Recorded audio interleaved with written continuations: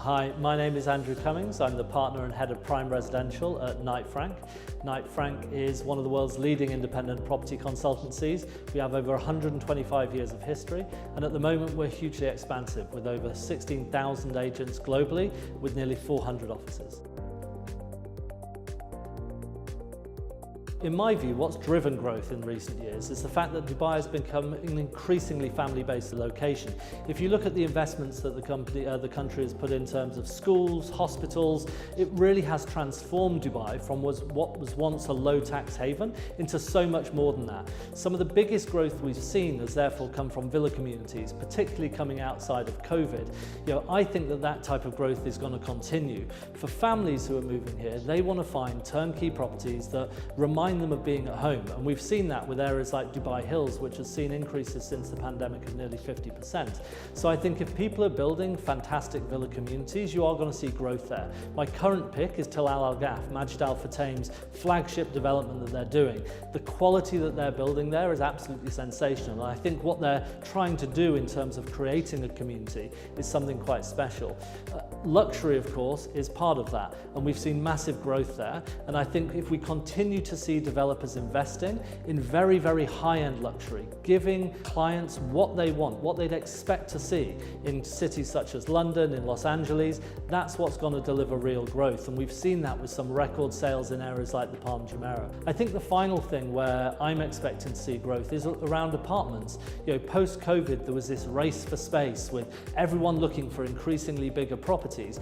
That was what drove up the villa prices the most, and if we look in areas like the Palm Jumeirah, villa prices are now actually over what the previous peak was.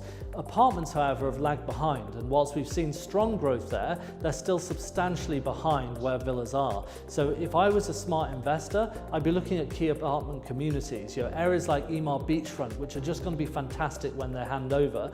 I think you're also going to see a real buzz around District 1 when the apartments at the residences their handover. So if you're a keen investor, just looking for good yield, trying to find places in the right locations is key. And then of course, if you're coming out here an end user or looking in the luxury space, you can find some really, really prime properties with perfect locations, but it's also about looking in the future and areas, as I said, like Tilal Al Ghaf.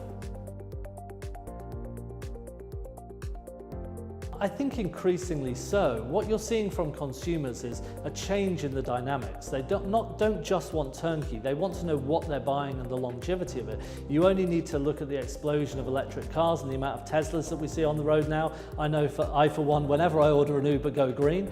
I think we'll see that more in the property space. We have had some developers that have done that. Obviously, Sustainable City is well known. We've also had Green Group, who basically developed Signature Living in JVC, which really put an emphasis on sustainability. But we're now also seeing that in those master plan communities, areas that are increasing the amount of green space that people are looking for and starting to think about making things that are more carbon neutral, which certainly as a consumer, and something that my wife regularly sells to me, is that something that we all need to think more about. Well look, Knight Frank has been around for over 125 years. We're known globally as one of the market leaders for luxury. What has come in building that brand is very much the quality of service that we provide. And I think the innovation of bringing in the super agent status is something that I particularly appreciated, because it enables me as someone running a brokerage to be able to put an emphasis on the brokers about the level of service that they provide.